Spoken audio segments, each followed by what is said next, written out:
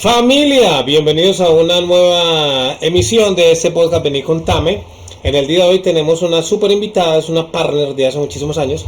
Esta nena tiene, Dios mío bendito, tiene más cartones que un tugurio, Dios mío, está más preparada que un cómic. Mire solamente para que tengan en cuenta: empresaria social en educación, formación y transformación, speaker internacional, máster en programación neurolingüística, experta en aprendizaje, es contadora pública, es asesora empresarial, es ponente en Congreso Mundial de Facilitadores de Experiencias. Eso fue en 2020-2021. Estudió con Tony Williams, con Chopra, en fin, con dispenso un poco nombres aquí, Vishen Lakhiani, bueno, otra cantidad de gente, maestra en innovación social, es una redura. Y hoy está invitada en Vení Contame, y ella es Carolina Duarte Vanegas. Vení Contame con Germain Humor, un espacio para compartir experiencias, historias y enseñanzas de nuestros invitados. Estamos entre amigos, tómela con calma y vení Contame. Carolina, bienvenida. ¿Qué más? Gracias, bien Germain, bien, súper. ¿Qué tal todo? Tantas cosas, tanto estudio. Dios mío bendito, no acá, no, los caracteres del teléfono no dio para tanta cosa. Pero...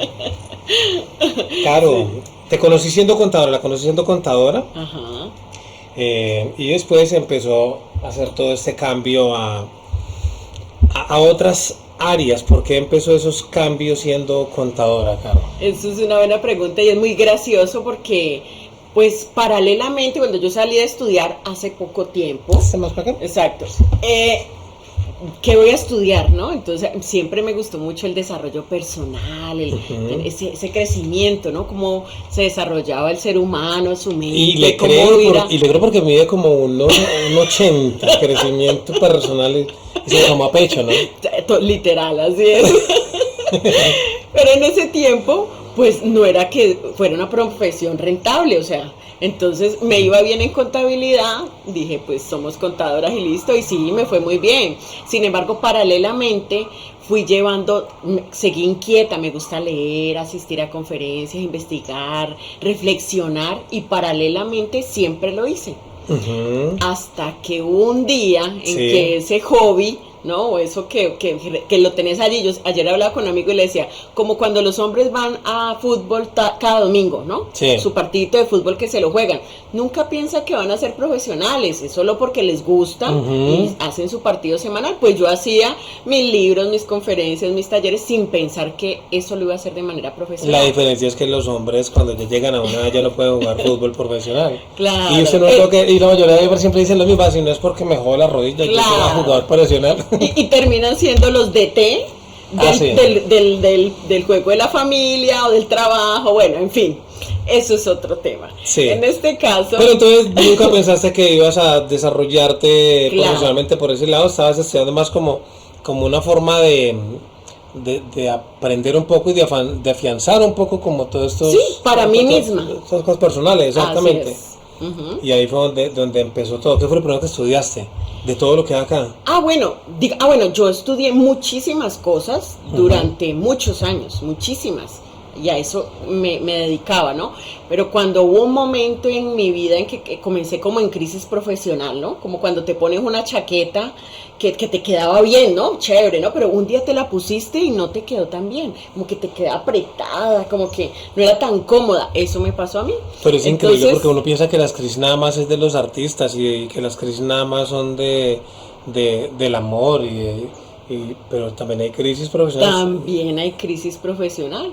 Y entonces yo me preguntaba, bueno, inicialmente yo dije, bueno, habrá que hacer cambios, ¿no? Como que estoy aburrida, como que he entrado en rutina, y comencé a hacer cambios con mis clientes, con las maneras de trabajar, con los enfoques que le daba dentro de la misma contabilidad, ¿no?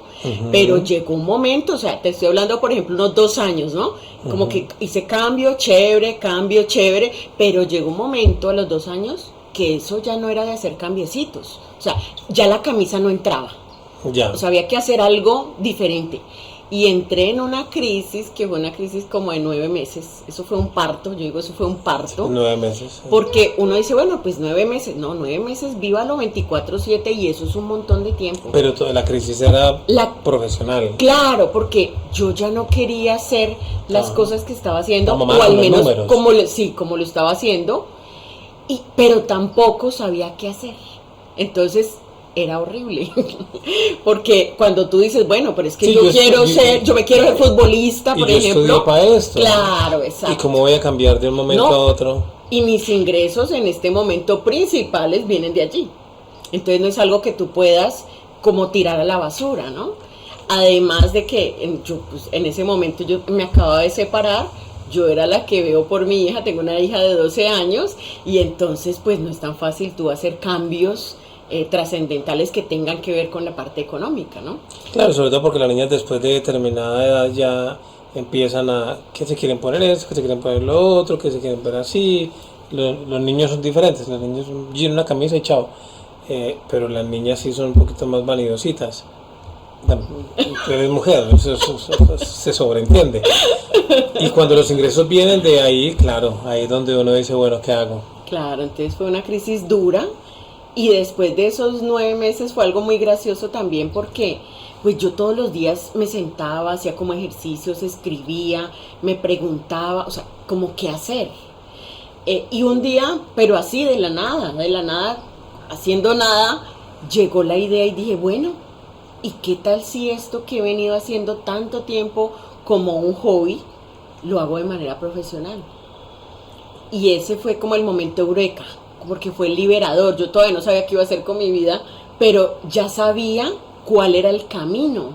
Entonces ese fue el día del nacimiento. Después de ese parto, de ese embarazo que duró esos 9 meses, llegó ese nacimiento y al menos ya sabía qué camino recorrer. No sabía cómo, pero claro, sí sabía cuál era la línea. Pero te estabas enfocando en qué, en asesorar empresas, en dar en ese charlas, momento no sabía, y por eso dije, bueno, esto que yo he venido haciendo para mí misma, porque me gusta, para mi crecimiento personal, si yo ya lo quiero hacer con personas y con empresas, pues tengo que hacer ya tomar otras formaciones que me lleven de una manera más profesional a apoyar. Entonces ahí fue donde tomé la determinación de irme a Argentina a estudiar. Lo primero que estudié de la lista que hiciste allí, más o menos en una orden, fue irme a Argentina a estudiar programación neurolingüística. Para que recapitulicemos, ¿está bien dicho?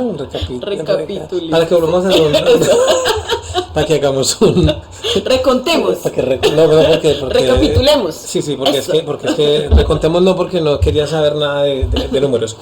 Bueno, para que volvamos a un resumen, esta nena era contadora, se cansó de los números, ya quería hacer un cambio y de todo lo que había venido estudiando, que era todo área de crecimiento personal, de crecimiento pues en cuanto a valores y eso, decidió como decir, bueno, ya eso le puede sacar plata de alguna manera, y ahí fue donde se fue para Argentina a hacer programación neurolingüística. Ahora, la pregunta del millón es, ¿qué es programación neurolingüística?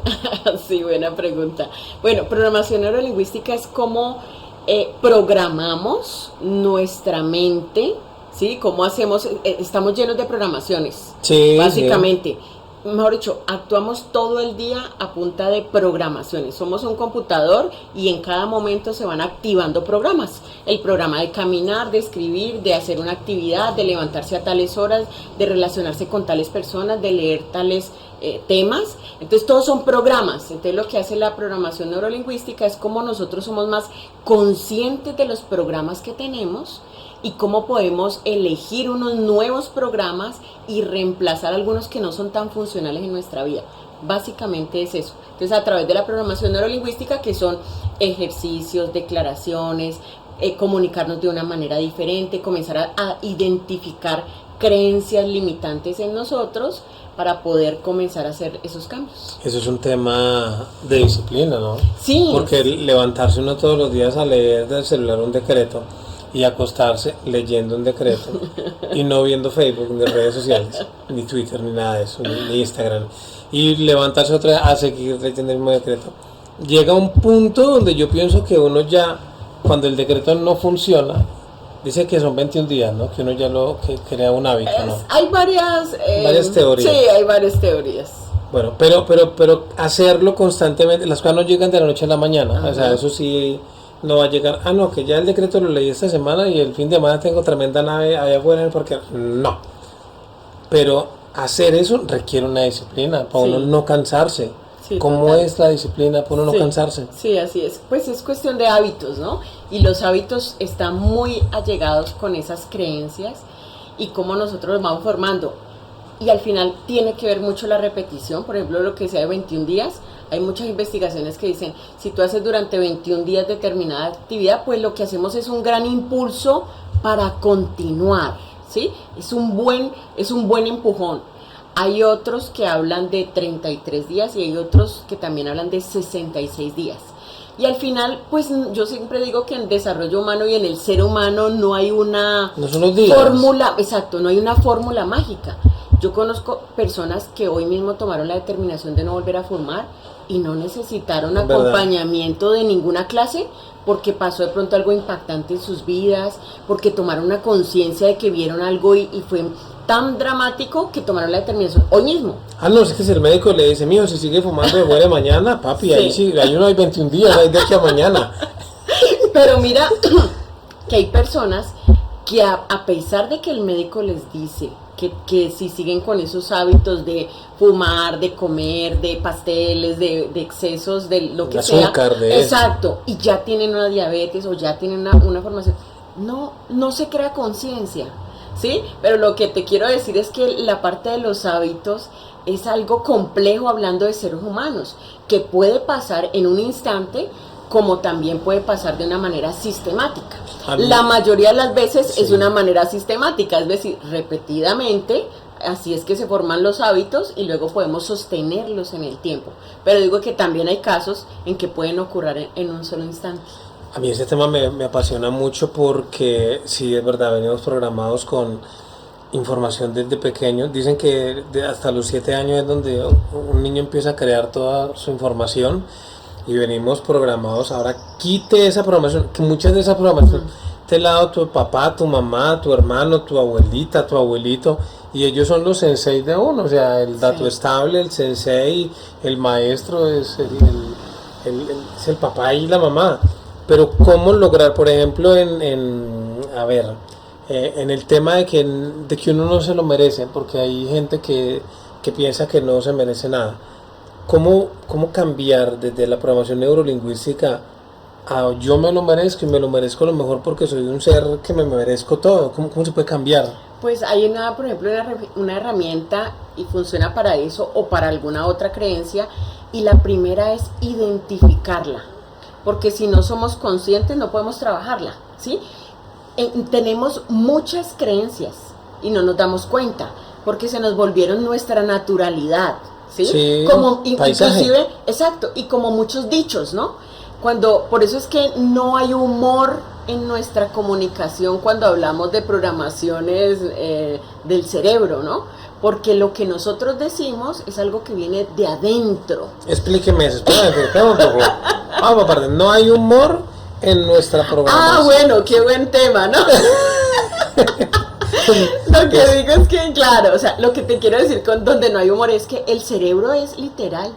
Lo que tú le dices, él se lo cree. Él no tiene el sentido del humor como nuestro doble sentido, ¿sí? O como que decimos cosas y decimos, ay, sabemos que estamos diciendo y que no es cierto. Ah, ¿sí? Eso por un lado. El cerebro se lo graba todo literal. Entonces, por eso es que es tan importante cómo nos comunicamos. Porque con esa comunicación estamos creando programaciones. O sea, el cerebro, se puede decir que el cerebro no puede diferenciar entre un sarcasmo, sino que lo toma de forma literal. Entonces yo soy el culpable. Eso es un sarcasmo. Pues entonces va a decir, el cerebro diría, entonces yo soy el culpable, antes yo soy el culpable, yo soy el culpable, yo soy el culpable, antes yo soy el culpable, ya. Y yo entonces cualquier cosa, ¿quién fue? Pues yo, marica, porque yo fui el culpable. Sí. Y entonces, o sea, sería como eso. Sí, así es.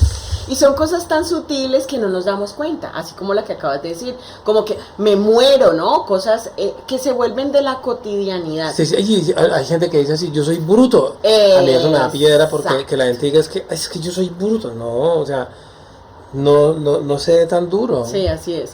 Es que es muy peligroso lo que nos decimos. El cerebro está grabando todo el tiempo y nosotros somos nocivos con nuestra comunicación. Pero es delicado porque uno cae en eso mismo. O sea, yo me considero una persona súper evolucionada porque he estudiado demasiado, porque me he hecho 20.000 procesos, porque he estado en 10.000 cosas y a veces el mismo entorno, maldita sea, el mismo entorno te hace caer Sí. en esas cosas. Yo hace poquito leí algo en redes donde decía, cuando me di cuenta que lo que me molestaba era el entorno y me salí de él, empezaron las cosas a fluir.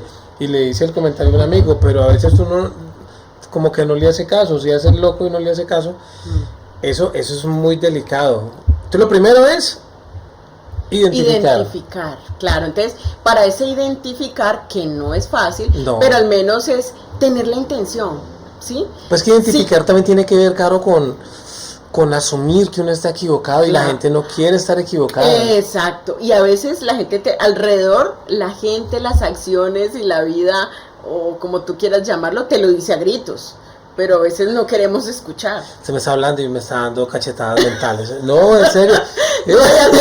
Y es que es aprendizaje para todos y todas. Y yo vuelvo y me lo repito a mí misma, porque aunque yo haya estudiado tanto tiempo y me encanta y soy, o sea, una gomosa, ¿no? Un aprendiz por siempre, nada, todos los días descubro cosas en que trabajar y me divierto en eso todo el tiempo. Es verdad, uno tiene que mirar eso pero sí, si le da uno cachetadas porque uno todo el tiempo está autoevaluándose, autodenigrándose, sobre todo también en el entorno. Entonces básicamente esa es programación neurolingüística. ¿Qué puede manejar uno con la programación neurolingüística? Lo que quiera. Sí, básicamente se pueden trabajar, pues yo lo veo como que eso debería ser cultura general de todos, transversal a lo que tú hagas. Sí, claro. Sí, o sea, a lo que te dediques. Seas empresario, emprendedor, empleado, en la pareja, relaciones en la familia, como padres, o sea, de verdad, eso es así como dicen que en el colegio deberían de vernos, pero hay muchos dicen, ¿no? En el colegio deberían de habernos enseñado inteligencia emocional, financiera, pues la programación neurolingüística está en ese paquete. Valga decir que a mí me molestan mucho en mi casa porque yo con mi hijo, yo trato de no, yo permito que él sea, o sea, hágale. Si yo veo que de pronto está como muy inquieto, le hablo y le digo pilas, que tan, y esto y lo otro, ya. Si ya veo que está muy inquieto, como que ya y si no, pues ya le muestro la correa, porque ya pues, entonces le voy subiendo como los niveles. Pero yo pienso que también parte de la programación está en aprender a decir las cosas. Yo tengo una filosofía, es que el primero que se descomponga pierde. El primero que pierda o se salga de quicio es el que pierde. Eso tiene que ver con el tema, es cierto, ¿no? Total. Así es. Cuando la gente es que siente que no puede, porque son temas muy arraigados de familia, es un tema que se demora mucho más. O sea, cada proceso es independiente, es individual, cada persona tiene un camino a recorrer, ¿no? Sí, total. Y las relaciones más cercanas son las que nos dan más información de qué temas debemos trabajar en nosotros. O sea, por ejemplo. O sea, tu esposa, tu hijo, pero cuando dices tus padres. Que nos dan, es ¿en qué sentido? ¿Cómo ya, porque por ejemplo, hay cosas que tú le dices a tu esposa o a tu hijo, estoy asumiendo, pues. Sí. Pero un ejemplo, ¿no? Sí, no. O sea, son cosas que pasan. No es que pase realmente, pero como si de pronto, ¿no? De pronto. Es una utopía. Exacto. Pero digo, hay cosas que tú no le dirías a un amigo y se lo dices a tu hijo y a tu esposa. Por ejemplo, a tu niño está allí jugando. ¿Cómo es que se llama tu hijo? Derek Man. Eso, Derek.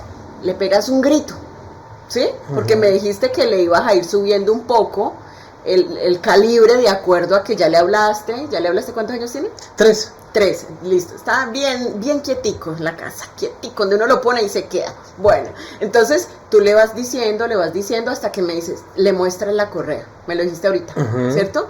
¿Le mostrarías la correa a un amigo tuyo que no te está haciendo caso en algo que tú le estás diciendo? Dependiendo, porque si le puedo mostrar la correa y me muestra un revólver. Exacto. Si es a un paisa, le muestra la correa y te aprovecha y me dice, esto es 10.000 pesos y me la vende. Claro. Entonces, no, claro. Pues es aquí un ejemplo que saco rápidamente, sí. pero si pues yo digo con los hijos porque es una responsabilidad tan grande con hijos, por lo que tú mismo decías ahora, y es que en esos primeros años nosotros estamos marcando unas creencias muy grandes. Es que eso es lo que yo digo, María, lo que te está diciendo ahorita, que es que, por ejemplo, yo con toda la cosa lo que he estudiado y lo que he leído y todo, yo trato de dejar ser, pero también y le digo a mi esposa, trato de llevarlo a la comprensión para que entienda. Para mí nadie va a pelear con su propia lógica. O sea, si yo te digo, mira, es que esto es así, así, así, y te lleva a la comprensión, vas a entender y vas a decir, ok, perfecto, tienes razón, porque no vas a pelear con tu lógica. Entonces, yo lo pongo a él a que comprenda y a que él evalúe su propia lógica. Entonces, él va a decir, no, pues sí, tienes razón y ya. Así esté chiquito, porque para mí los niños son adultos chiquitos, o sea, un cuerpo chiquito, pero no son bobos. O sea, porque salen sí, lo inteligentes que son. Exactamente. Pero yo veo que a veces pasa que de pronto las mamás o algunos papás se van de una a la violencia, tienen la terapia de choque que yo llamo, porque amenazan que el niño Dios no le va a traer esto, que va a venir el coco, que le va a pasar eso, que es que le pego a este chino. Entonces, pero yo trato de hacer lo contrario, yo trato es como de persuadir, o sea, a eso es lo que me refiero. Claro, sí, no, y yo lo traigo como un ejemplo, pero lo que digo es que esas relaciones cercanas son... Claro, sí. O sea, por ejemplo, lo que te saca de quicio con tu pareja, por ejemplo, lo que tú no te funciona con tu mamá, con tu papá, con esas personas cercanas, es cuanto más información tenemos para trabajar. ¿Por qué me molesta? Debe haber alguna emoción negativa ahí, ¿no? Es curioso porque hablando de la pareja, por ejemplo, hay manes que no, después de que se casan, hay manes que no pueden tener esos encuentros eróticos y como arrechoafectivos con la pareja, pero tienen una moza y eso les hace hasta para vender. Entonces, claro, seguramente debe haber alguna carga ahí con respecto a lo que hablamos de la pareja. Hay gente que tiene una carga negativa y se enoja y eso le genera cierta molestia con el papá o la mamá, pero con un par de viejos de la esquina no, o sea, eso es lo que me estás diciendo, sí, ¿no? Exacto. Entonces las relaciones nos traen mucha información de trabajar lo que me molesta de la otra persona, lo que la otra persona me dice y cómo yo reacciono. Siempre las relaciones nos están trayendo mucha información para trabajar en nosotros mismos. Y yo hablo de las cercanas porque tenemos muchas interacciones, ¿no? No es lo mismo o es más tu compañero de trabajo, tu cliente, con los que tenemos más relación, pues más información tenemos nosotros para trabajar en nosotros mismos. Claro, ¿cómo cambió la programación neurolingüística en tu vida? Estaba muy paila, muy con sentimientos encontrados con respecto a tu carrera. ¿Cómo cambió? Me dijiste que te separaste, ¿cómo cambió eso con tu hija, con tu entorno, con tu trabajo? ¿Cómo cambió? Sí, ha sido bien interesante. Digamos que todo el recorrido para mí ha sido muy valioso. Yo, pues, haber sido tan inquieta en estudiar todos estos temas, y para mí ha sido valioso poderlos aplicar. Y muy puntualmente la programación es en eso, en ser mucho más consciente en todas esas cosas que hacemos y decimos y cómo se van formando esas programaciones. Y eso hace que sea automático. Entonces... Claro, cuando salen de manera automática puede ser muy fácil y te puede estar ayudando en tu vida, si es un hábito que está empoderándote, y sirve que ese programa salga de manera automática, pero cuando no lo es y está por la parte por mejorar o la parte negativa, pues ahí es donde uno elige ser más cuidadoso con lo que dice, cómo lo hace, porque se van formando esos hábitos y esas programaciones. ¿Cómo se da uno cuenta que el hábito es el correcto? Eso es una muy buena pregunta, de verdad que es buenísima porque y mucha gente lo pregunta, ¿no? Bueno, si me hace bien, si me gusta, pero yo siempre digo, hay cosas que nos gustan que no nos hacen bien. Y a veces hay cosas que no nos gustan tanto, pero nos hacen bien, la ensalada, ¿no? Por ejemplo. El brócoli. Exacto, sí, entonces yo como ensalada y la verdad es que siempre la prefiero. Pero pues, y yo empiezo por ahí, ¿no? En un plato empiezo siempre por la ensalada, porque es que si la dejas de última no te la comes. Entonces yo digo, es cómo saber, pues que al final te esté haciendo bien, pero de manera integral en tu vida. Cuerpo, mente, corazón, emociones, ¿sí? Lo que tú hagas. Entonces Cuerpo, tú dices, mente, corazón, emociones. ajá, si tú dices, listo, esta actividad que estoy haciendo, ¿será que es buena o mala?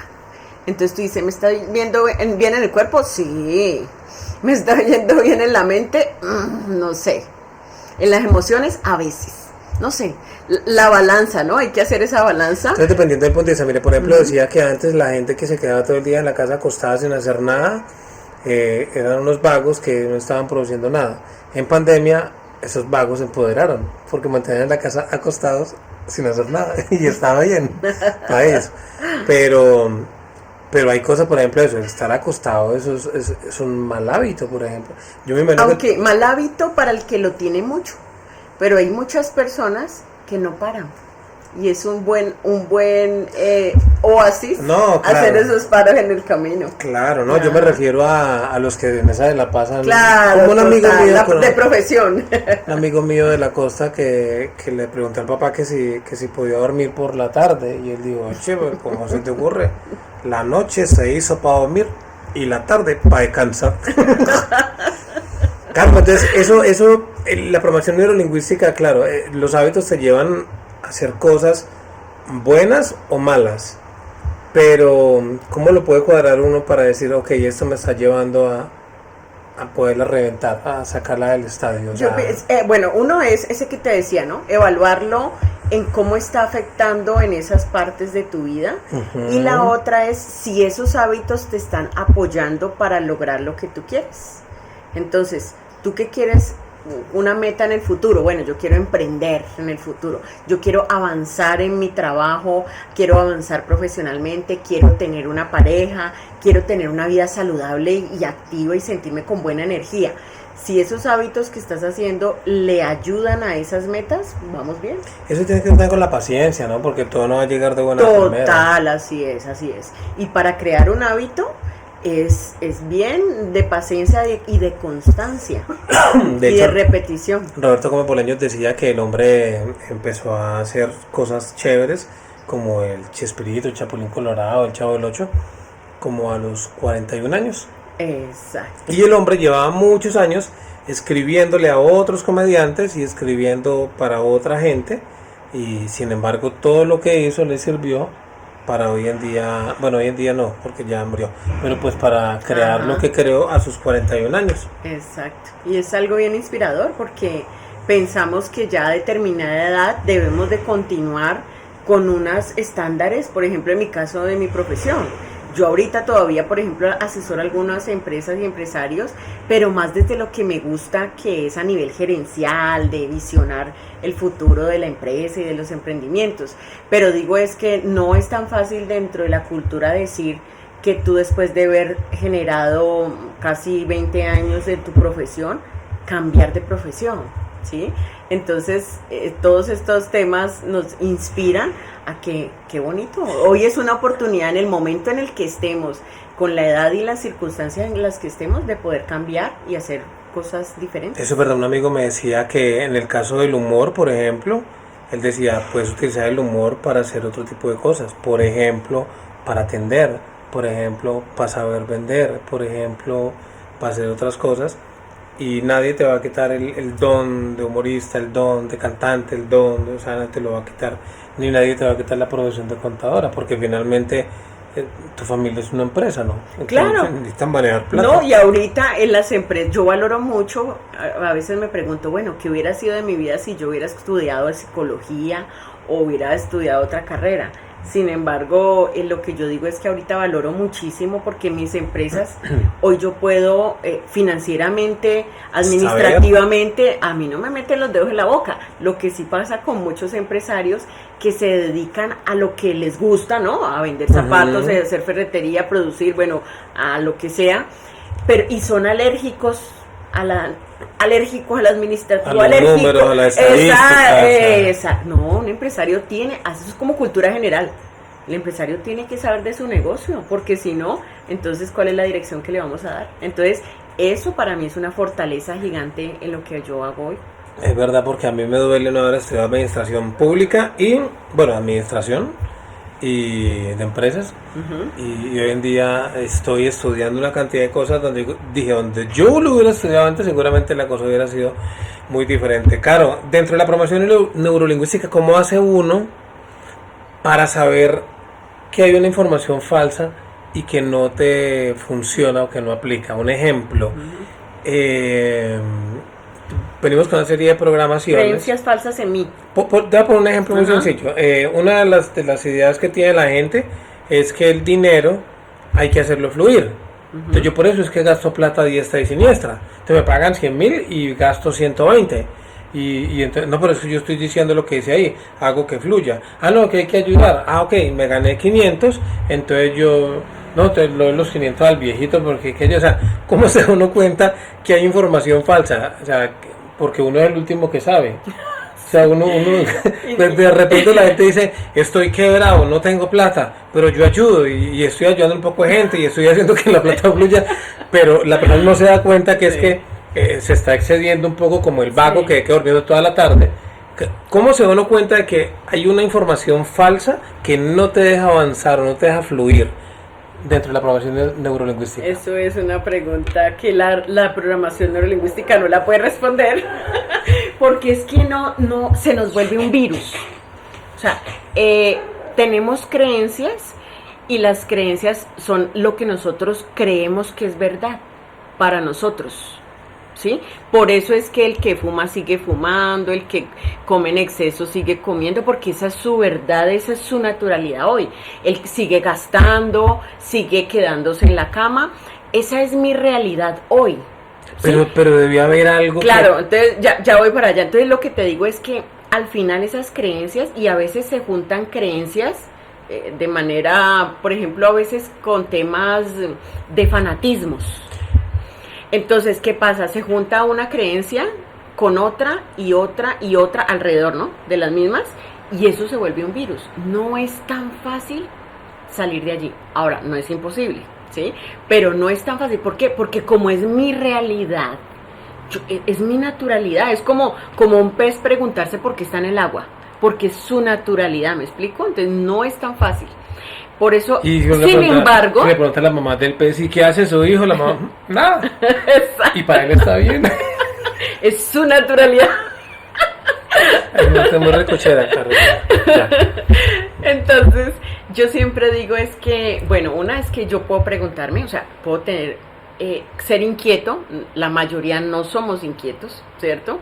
Pero ese es un camino. El otro es a veces las personas a tu alrededor te lo hacen saber porque todo el mundo te dice lo mismo. Y entonces uno dice, ¿será que todo el mundo me dice caballo? ¿Será que soy caballo? Bueno, ¿sí? Entonces el contexto te va diciendo cosas y obviamente elegimos escuchar o no, pero también es otra manera, ¿no? Y hay otra manera, es que yo digo que la vida se da sus maneras, la vida, Dios, el universo, en lo que usted crea, se da sus maneras. ¿Y cómo son sus maneras? Porque al final necesitamos un crecimiento, ¿sí? Un avanzar, un ir evolucionando, es como la naturalidad. Entonces la vida, Dios, lo que tú quieras, te hace así, te manda el mensajero, te manda a tu pareja, te manda una información por allá que leíste, para cosas que son para que tú trabajes en ti mismo, ¿no? Pero luego te hace llamaditos así con el dedito, ¿no? Suavecito. Pero después si usted no pone atención, si usted no corrige, si usted no se pregunta otras cosas, pues entonces él le hace con la mano, ¿cierto?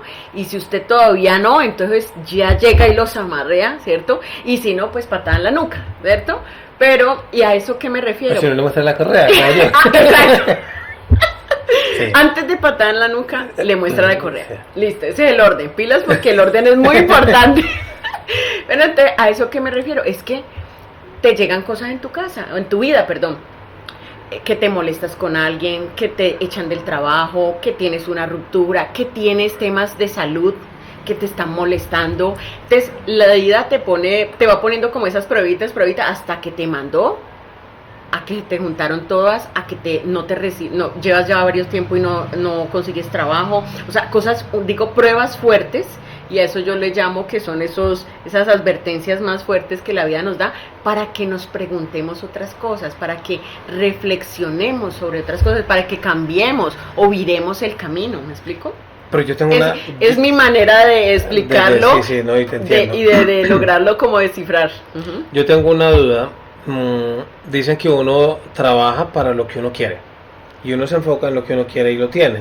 Pero si la vida misma y las posibilidades se están cerrando y no hay forma de que eso se sostenga o sea autosostenible, el proyecto X, Y o Z, y uno le sigue y le sigue y le sigue, ¿hasta qué punto puede decir uno, pero me falta meterle más empuje al asunto? O deje así. ¿Cómo es el equilibrio ahí? Me encanta esa palabra, eso que acabas de decir, porque me ha pasado muchas veces en mi vida y para mí ha sido claro el mensaje después, ¿no? Mira, cuando yo estaba estudiando en la universidad contaduría, me demoré muchísimo tiempo porque me dediqué mucho a trabajar y luego un poco al estudio. Esa carrera la saqué en mundo de años porque yo ya trabajaba en contabilidad desde hace mucho tiempo. Uh-huh. Entonces llegó un momento en que dije, no, voy a este ritmo, me voy a graduar. No, meterle ritmo porque yo me quiero independizar, conseguir otras cosas. Comencé a meterle ritmo y me gradué. Yo me gradué hoy y yo ya tenía mis papeles listos para mi tarjeta profesional. Uh-huh. Yo me gradué el sábado y el lunes yo estaba, plim, pagando mi tarjeta profesional, mis papeles, y yo comencé a enviar hojas de vida. Y envié hojas de vida en ese tiempo, que no fue hace mucho, pues no era como ahora que usted las envía por internet, ¿no? Usted tenía que imprimirlas y enviarlas al sitio, o enviarlas por correo. Y eso valía, claro, la enviada, la impresión. Más la mensajera. Vea, yo hacía cartapachos así semanales y enviaba y enviaba. Le cuento de cuántas empresas me llamaron. ¿De cuántas? De ninguna. Ninguna. Y ahora, yo era una persona que tenía mi buena experiencia. Yo ya tenía por ahí unos 13 años de experiencia en la parte contable, contadora, experiencia en varios sectores. O sea, vos ves un perfil de esos y es un buen perfil. Además, claro, que estable en el tiempo, o sea, sí, es un buen perfil. Y no me llamaron de ningún sitio, ni quiera decirme, vea niña, recoja la hoja de vida que no la vamos a llamar. Sí. No. Entonces, yo era todos los días, yo, a lo que tú dices, uno le da y le da, yo le daba lo de las hojas de vida y que mejor dicho, o me salía o me cambiaba a lo que fuera. Yo ya no quería estar en ese trabajo. Hasta que llegó un momento, pero de ese momento fue bastantico, ¿no? Llegó un momento en que yo dije, espérate, nadie me está llamando. Y yo a este ritmo, yo dije, me decía a mí misma, ¿no? El mensaje tiene que ser muy claro. O sea, yo lo vi en ese momento así, ¿no? Dije, no, el mensaje es claro, yo no lo estoy leyendo. Y es que me tengo que quedar aquí. Otro tiempito, decía yo, ¿no? Otro tiempito ayudando a la persona con la que yo trabajaba. Claro. Entonces yo tomé en ese momento la determinación, no volví a enviar ni una hoja de vida. Y lo que hice fue, obviamente me tocó reprogramarme porque yo no quería ya estar allí. Sí, ya. Pero dije, bueno, si me va a quedar ahí, me va a quedar con amor y alegría haciendo mi trabajo como lo venía haciendo. Siempre me ha gustado hacer las cosas con amor y me quedé haciendo las cosas con amor ahí. Ya, lo solté, ¿me explico? Uh-huh. Y a los 7 meses, después de esa decisión, me llama mi jefa en ese momento a decirme, nosotros asesorábamos a muchas empresas de manera independiente, yo era su asistente. Entonces me dijo, ya me voy a pensionar y yo quiero que usted se quede con las empresas. Hablamos con todos los empresarios y obviamente pues yo le hago la recomendación para que usted continúe. Entonces yo le dije, listo, pues le dimos a todas las empresas, yo era la que las atendía. Uh-huh. Todo el mundo dijo que sí. Todos lo conocían ya. Claro, entonces pues allí hubo un brinco gigante porque yo pasé de ser una asistente a ser la contadora de muchas empresas que comencé salto a cuántico que llaman. Ese fue un salto cuántico. Entonces eso me trajo además de mucha satisfacción profesional y económica y muchas cosas, pero más allá de eso es que entendí como todo, luego logré ver el proceso como ya después, ¿no? Y entonces otras veces me ha pasado en mi vida. Entonces a mí me ha servido de verlo, dije, entonces, porque siempre va a haber la duda ¿será que le sigo metiendo, le sigo dando? ¿O será que ya es momento en que paro o cambio de opinión o de duda? Pero yo siempre pienso que si estamos inquietos, haciendo las cosas bien, inquietos es con la inquietud de que queremos algo, haciendo las cosas bien y desde donde estemos trabajando con amor y pasión, las cosas se van dando y el camino se va abriendo. Porque ahí dicen que cuando uno tiene como que braviar las cosas, de pronto no salen, que todo tiene que fluir de una manera muy suave.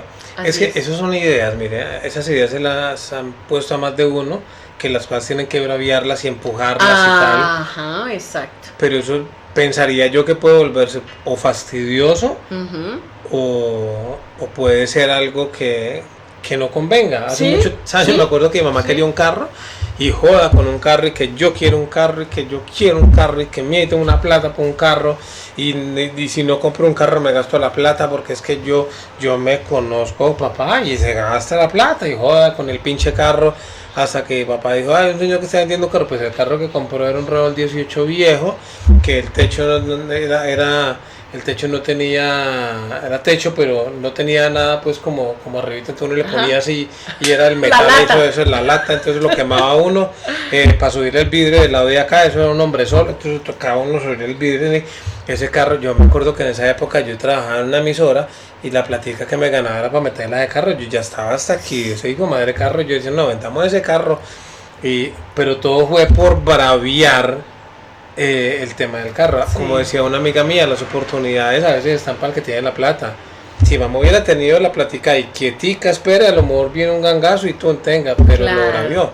Pero sí pienso que muchos nos preguntamos hasta qué punto creer en que estoy braviando o en que dejamos que fluya, porque yo siento que a veces pues uno quiere luchar por su meta y para eso estudió. Entonces ahí es donde viene el otro punto, el ego.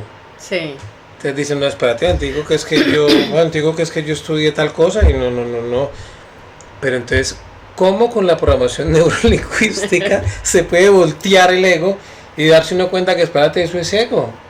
¿Cómo se maneja eso ahí? Claro, yo pienso que más allá de la programación neurolingüística, pues que es una rama muy puntual, al final no hay una regla mágica, ¿sí?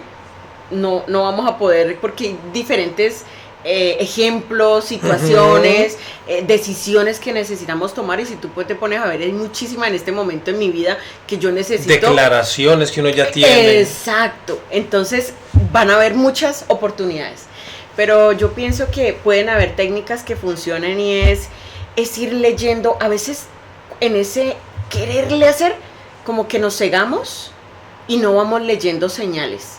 Por ejemplo, yo creo que yo hubiera podido parar mucho antes la enviadera de las hojas de vida si yo digo, pero es que no me llaman de nada, me explico, claro. Y ante ese volumen, porque de verdad que yo me fui apasionadamente, pero con todo a darle, y entonces como que leer las señales, estar atento y atenta a leer señales es uno. Tener momentos de reflexión, es decir, de aquietarse, ¿no? Porque a veces queremos, ¿no? Como yo en ese momento quería, pero ¿qué tal si uno se sienta un momentico, espérate, respirar?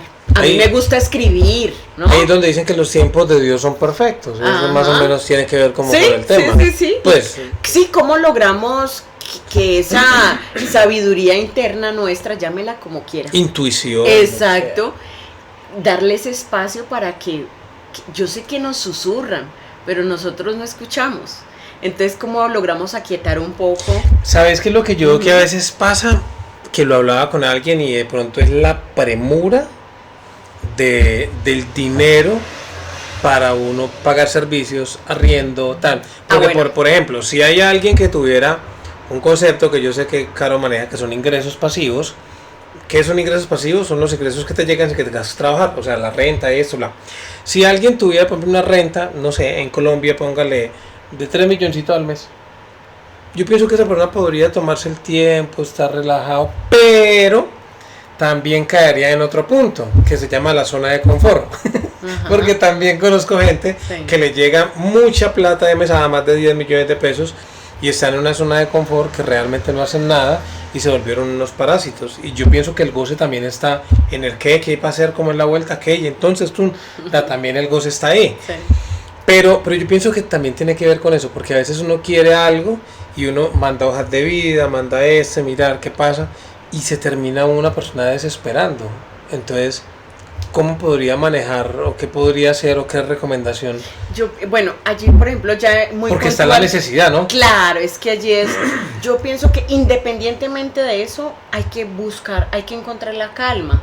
Es que es como irle buscando el lado en la tormenta, no podemos esperar la comba al palo que llaman. Sí, exacto, que la tormenta termine para entonces, sí voy a buscar la calma. No, ahí no hay mérito, ¿me explico?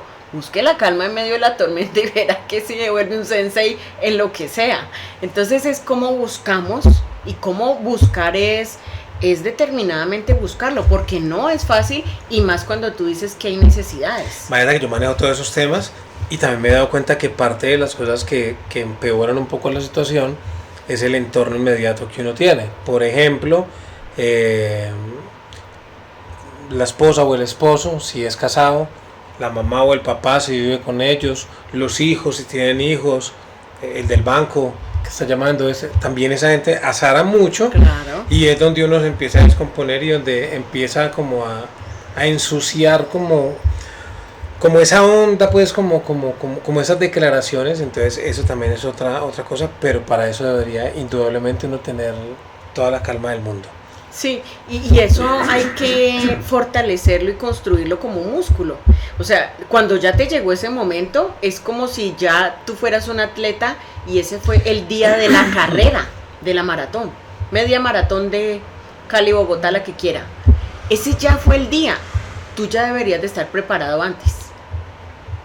Entonces lo que yo siempre digo es, ¿cómo nos preparamos antes para encontrar ese equilibrio y esa calma poco a poco y hacernos un poco, fortalecer más ese músculo? Nunca vamos a ser expertos, pero sí fortalecer mucho más ese músculo para cuando lleguen esas carreras, nosotros estemos mejores preparados. Esta mañana estaba visitando a un amigo que estaba muy enfermo y le ha ido como regular al hombre porque pues tiene una complicación a nivel de salud, está en la clínica, casualmente en la clínica en Banaco.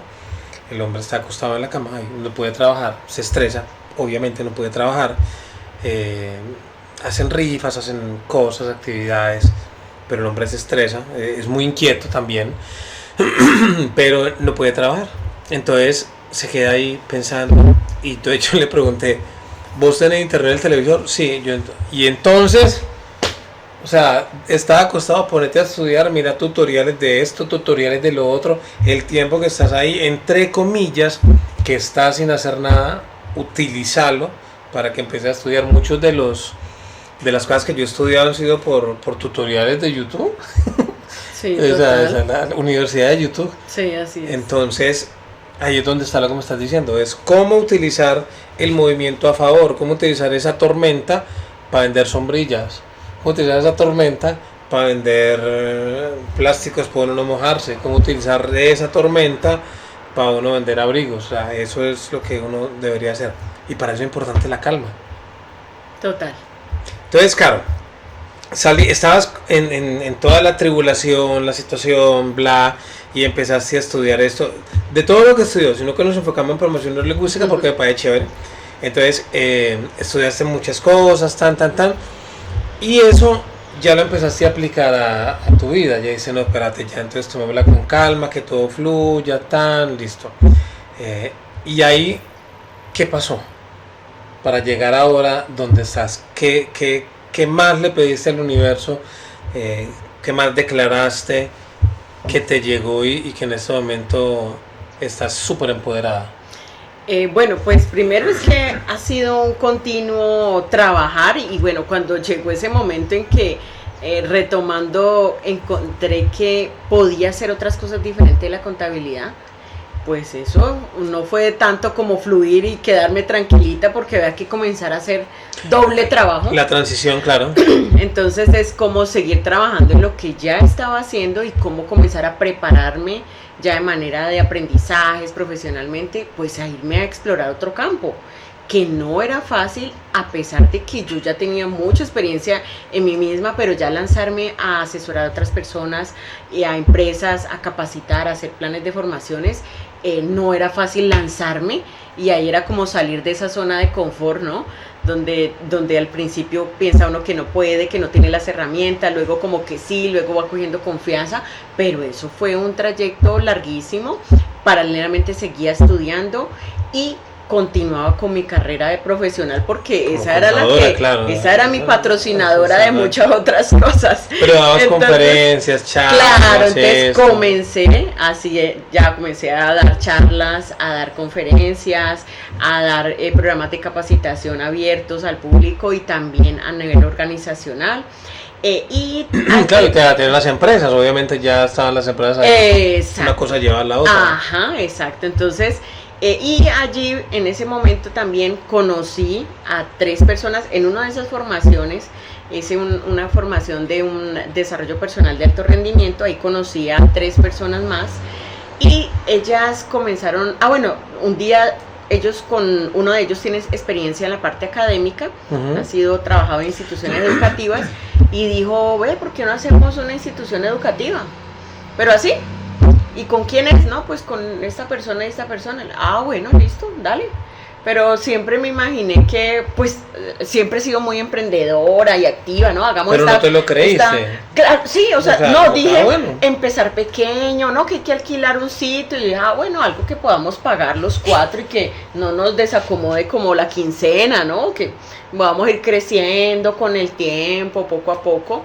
Y resulta que eso fue una cosa grandísima, y empezamos a meternos en una vaca loca, y eso es de las cosas que siempre ha fluido. Nunca tuvo como las hojas de vida que dele, y no. En estas siempre comenzaron como a abrirse las puertas, y empezamos nosotros. Para poder ser una institución educativa aquí en Colombia, la parte legal es fuerte. Hay que pedir muchos permisos, y dentro de esos permisos te piden que tú tengas un local con 2 años o 3 años con un contrato de 2 o 3 años. Y uno apenas empezando, sin ningún estudiante, de la nada, 2 años de arriendo. 2 años de arriendo, ¿y quién te va a prestar y a respaldar?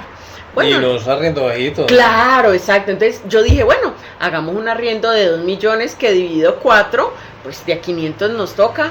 Pues uno se esfuerza, pero no nos va como a desestabilizar, ¿no? Cuando comenzamos a mirar, a revisar, y nos pasó lo que nos pasa a muchas mujeres cuando vamos a una boutique, ¿cierto?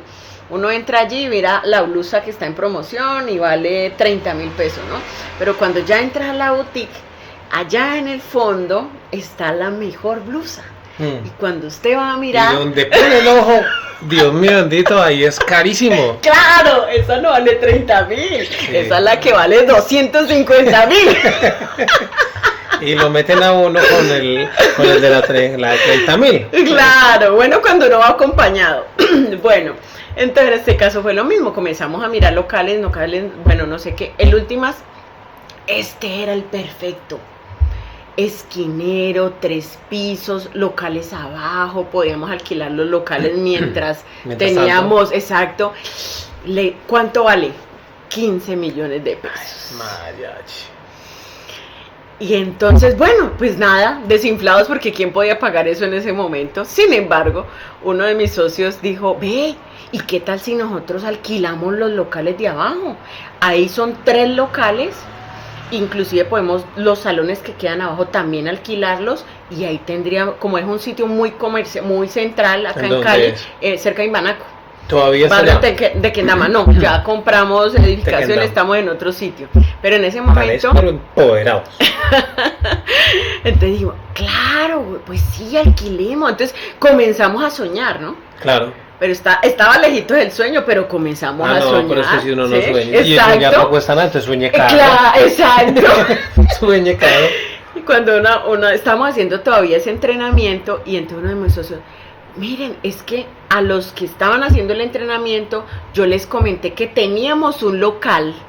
¿Cómo es que teníamos un local? No teníamos nada, pero él le dijo, teníamos un local que les podíamos alquilar las oficinas. Y ellos dijeron que sí. Ahí de una, ahí estaba. Claro, y entonces tocó comenzar a hacer, contactar el de la inmobiliaria. Mire, estamos muy interesados, pero muchísimo interesados, porque nosotros iban a ver la oficina como por la tarde. Claro. Necesitamos volver a ver el edificio porque tenemos unos aliados que quieren ver la edificación. Ellos fueron a ver, les encantó. Resulta que ellos no quisieron el primer piso, sino el segundo. Y para nosotros era mágico porque podíamos seguir alquilando el primero. Y eso nos ayudaba mucho más con los arrendamientos. El hecho es que te cuento que son de esas cosas que también se van dando. Y que fluyen. Y que fluyen. Porque a mí, personalmente, fui a hablar con el dueño de la inmobiliaria. Y así como me están viendo en este momento, me alquilaron ese local. Sin un papel. Yo fui allá, obviamente, empoderada. Claro. Con mi buen bolso. No, muerte sin los 15 millones de pesos, obviamente. Sí. Oliendo rico, bien Pero, claro. En el blower. Entonces, pero empoderada de que ya tenía la empresa, no Claro. la estábamos creando en Cámara de Comercio. Y entonces él les dice, ¿y cuántas sedes tienen ustedes? ¿Y cuántas sedes tienen ustedes? Y nosotros, no, esta es la primera por ahora. Entonces, ya, y entonces, y que no, pues que la parte de educación, que tenemos esto, no sé, ¿y quiénes son los socios? No, pues este es el otro trabaja, bueno, bueno, listo, yo voy a hablar entonces con el dueño, porque él era inmobiliaria, con el dueño, y luego nos mandó un correo electrónico diciendo, y él ya tenía otras ofertas, sino que también le gustó mucho que fuera el tema de educación, que fuera pues como una empresa joven, haciendo otras cosas, porque él tenía otra propuesta. Parecía que era como de un político no tan reconocido, que le estaba ofreciendo mucho dinero por ese alquiler, y había una empresa que era muy grande y como muy burocrática, entonces como que terminamos siendo como esa mejor opción, pero sin mucho respaldo. Cuando nos van escribiendo ese correo electrónico que sí nos alquilaban ese edificio, ahora sí comenzó a saltar matos y a comentar. Sí, claro. Pero bueno, eso la verdad ha sido algo así. Empezó la institución se llama Politécnico Pío. Así es. ¿Por qué Pío? Porque Pío, bueno, dijimos nombres, entonces era Politécnico Internacional de Occidente. Entonces la abreviación da Pío. Entonces resulta que Pío es muy sonoro. Sí. Pío, Pío, los pollitos, Pío, Pío, y entonces la gente se lo tomaba en charla y todo. Pero fuimos haciendo marca con Pío, entonces ahorita inclusive nos llamamos es Politécnico Pío. Entonces de ahí surgió. ¿Empezó con cuántos estudiantes? Al principio ninguno, no podíamos tener ningún estudiante de carrera técnica porque los permisos duraron 2 años. O sea, 2 años pagando arriendo. Exacto, 2 años pagando arriendo y esperando que salieran los papeles, que este papel, que el otro, que este no es, que ese sitio no servía, ya lo habíamos alquilado. Mejor dicho, todos los desafíos.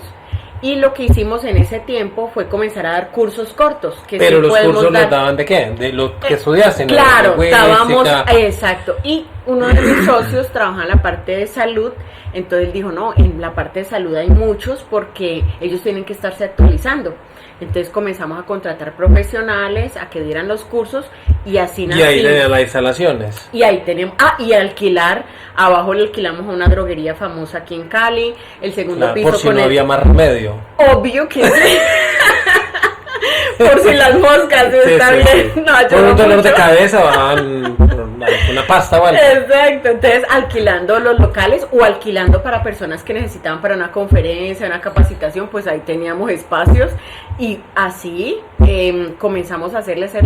Llegó un momento, obviamente cada mes había la llamada millonaria, ¿no? Claro, millonaria. Era la llamada millonaria. ¿Cuánto había que poner? Bueno, los ingresos menos los gastos. Eso nunca daba ganancia, sino que lo que daba abajo era lo que teníamos que dividir en 4. Y esa era la llamada millonaria. Entonces, la llamada millonaria este mes, el otro mes, el otro mes, el otro mes. Hasta que llegó un momento en que yo dije, no, ya no puedo más, porque ya estaban los créditos, los ahorros, o sea, ya estaba allí y ya no, yo sentía que ya no podía, o sea, ya uno hace cuenticas y ya uno sabe cuándo. ¿Pensaron tirar la toalla de algún Claro, momento? yo en ese momento, la verdad dije, este mes yo tengo que hablar con mis socios, porque ellos no decían nada, porque todos éramos metiéndole pues fuerza y me imagino que ninguno era que digamos pudiente, no todos eran camelladores igual. Los 4 somos soñadores. Soñadores de familias humildes, trabajadoras y camelladores nosotros. Claro. O sea, eso nadie era que tuviera, no, este es el que nos va a prestar a todos. Nada. Cuando se nos acabe, no, cada uno dividió 4 y cada uno tenía que levantarse su dinero. Y llegó un momento en que yo dije, tengo que hablar con ellos porque o me prestan o algo hacemos o hasta aquí llegué, porque ya no había otra manera. Final no va más. Y esa fue la mejor llamada que me pudieron hacer, y la llamada millonaria de ese mes era: no hay que dar dinero. Justo en ese mes. Ya, ese mes ya ibas a llamar. Claro, iba a llamar y claro, que te dijeron, mira. Yo estaba con un pitillo así es, imagínate que este es el mar, yo estoy abajo del mar, tengo un pitillo, estoy ahí respirando por el pitillo, ya estaba a punto de colapsar ahí la ola, cuando en ese momento, este mes no hay que dar. O sea, justo dimos ahí ras con ras. Sí. Ay, eso fue mejor dicho, un alivio. El otro mes. Pero ese mes era ¿qué número de mes? No, yo no sé. Es que es muy bueno y me gusta porque es chévere. A mí me inspira esa historia. Porque digo cuántas veces nosotros pasamos por lo mismo, ¿sí? Pero no me acuerdo. Yo pienso que eso era por ahí el mes 10, más o menos. O sea, que cada mes era de iban a completar un año ya. Y en ese momento no hay que dar. Ya, así no diera, pero que no tuviera yo que dar, por ahora era un alivio. Y muchos meses no hay que dar, gracias a Dios, no hay que dar. Pero tampoco quedaba, pero no había que dar. Era lo importante, que no había que dar. Y había que seguir camellando. Y se estaba cocinando claro, algo muy chévere. Claro, exacto. Ya gracias a Dios luego, primero empezó trabajando uno de mis socios tiempo completo, entonces todos le pagábamos pues a él dentro de todos los gastos. Luego ya entré yo, listo, voy medio tiempo, otro de mis socios. ¿Y cuando estabas allá trabajando, qué hacías? Cuando yo estuve trabajando, que fue hasta hace muy poquito, ya ahorita estoy más desde la parte de junta directiva, pero trabajé todo el tema de dirección de gestión a la comunidad, que tiene que ver con bienestar de los estudiantes, gestión humana y todo lo que tiene que ver con, porque nosotros, aunque son carreras técnicas, estamos muy enfocados en el ser. Pero antes de eso, eran cursos normales, así pequeños, tal, en que cuando entregaron los papeles, que ya ustedes pueden tener estudiantes, ahí ya cambió todo. Claro, exacto. Continuamos con los cursos pequeños, ya éramos reconocidos en esos cursos cortos y diplomados. ¿Cortos de cuántos años? ¿De cuántos meses? Cursos son de un mes o a veces eran de 2 sesiones, cuando son muy cortos, y los diplomados duran 3 meses. Entonces, continuamos con esa línea. Hoy somos muy fuertes en la parte de salud, de todo el tema de actualizaciones en diplomados del tema de salud. Claro, porque con eso iniciamos. Y ya cuando empezamos, entonces empezamos los técnicos a trabajar primero administración, o sea, técnico administrativo, técnico contable y técnico recursos humanos. Esos fueron los primeros 3 que iniciamos con 15 estudiantes. Había que nacer. Claro. Antes, ¿quién cree en una institución educativa que no ha tenido estudiantes antes? Que no ha empezado, claro, pero sin embargo, el buen trabajo que habíamos hecho con esos cursos, con los cursos pequeños. Claro, la gente llegaba y es que, a matricularse en otros aterrados. Básicamente. Sí, claro, los otros nos abrieron las puertas y nos permitieron que la gente confiara en nosotros, porque ya los cursos técnicos es una carrera técnica que dura 18 meses. Entonces, pues es que la gente realmente confía en nosotros. Y ahí empezamos con 15 estudiantes y de ahí para allá ya no había que poner. Gracias a Dios, no había que poner. Eso fue lo más maravilloso. Con 15 estudiantes. Hoy en día, ¿cuánto tiempo ya llevan desde que le dieron los papeles? Desde que nos dieron los papeles, 5 años. Desde que creamos la empresa, 7 años. Claro, porque fueron 2 años. Ahí estuvieron los 2 años. Así y desde que entregamos los papeles 5 años. Empezamos con 15. 5 años después, ¿cuántos estudiantes tiene hoy el Politécnico Pío? Hoy tenemos 3.000 estudiantes aquí. Virgen Santísima, se creció el chuzo, como dirían. Miles de egresados, que ya hemos tenido miles de egresados. Formaciones en formación continua, miles también, porque con eso iniciamos, hemos sido muy fuerte. Y tenemos 20 carreras técnicas hoy, certificadas en calidad, Es decir, que hemos podido certificar nuestros programas y tener reconocimiento SENA. Quiere decir que nuestros estudiantes son sujetos de cuota de aprendizaje de las empresas. De las empresas que tienen más de 20 colaboradores, ellas tienen la obligatoriedad de tener un aprendiz.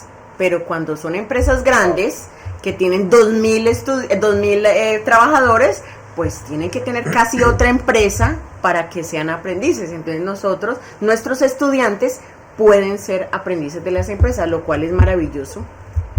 Está genial esa historia porque a Caro la conocí hace mucho tiempo, camelladora, igual sigue siendo camelladora, soñadora, igual sigue siendo soñadora, pero hoy nos deja una enseñanza maravillosa y es que no hay necesidad de braviar las cosas. Y digo que nos deja una enseñanza porque me imagino que más de uno que está viendo, está escuchando, al igual que yo estoy aquí comprendiendo cosas, a veces queremos, no sé, como braviar, es que yo quiero hacer esto, yo quiero esto, yo estudié para esto, y resulta que a veces las habilidades que uno tiene las puede utilizar en otras cosas que puede generar una mejor estabilidad y un mejor goce espiritual, y son las mismas habilidades, o sea, es lo mismo lo que le ha pasado a mucha gente que utiliza su arte para hacer otras cosas. Caro empezó a utilizar su arte para crear una institución estudiantil, esta institución educativa. Y con un grupo de locos soñadores, y nos ha dejado una enseñanza muy chévere. Es el Politécnico Pío. ¿Dónde queda, Caro? Aquí en Cali estamos cerca a la Clínica de los Remedios, es un lugar muy central, cerca a la terminal de transporte, es nuestra principal sede, y tenemos otra sede también al norte, cerca, bueno, acá Toro Autos, los que somos caleños, tenemos 2 sedes ya. Eso queda por la Vázquez Cobo. Por la Vázquez Cobo. Ajá, sí, ahí así cerquita es. La avenida Sexta. Ajá, así es. Rápidamente, mi Caro, ¿qué carreras hay? Bueno, tenemos 20 programas, tenemos administrativo, contable, mercadeo, archivo, enfermería, administrativo en salud, veterinaria, gastronomía, o sea, allá cualquier persona puede ir a desarrollar qué es lo que quiere lograr con su propósito de vida y nosotros le apoyamos. Están basadas en el SER, pues por toda mi formación, porque paralelamente sigo apoyando a empresas, dando conferencias, programas de capacitación en todo lo que tiene que ver el desarrollo del SER, habilidades esenciales. Y bueno, ahorita lo último que estoy estudiando es una maestría en innovación social, que tiene que ver mucho con apoyar, porque las carreras técnicas, nuestro mayor público son jóvenes, muchos jóvenes y muchos en situación de vulnerabilidad económica. Qué bueno que están entonces, ayudando, súper. Claro, entonces además es una labor bien linda. Me imagino que los costos tampoco son tan elevados. Exacto, ¿no? Son costos asequibles que podemos hacer. Entonces estoy en todo ese campo creando nuevas propuestas desde el PIO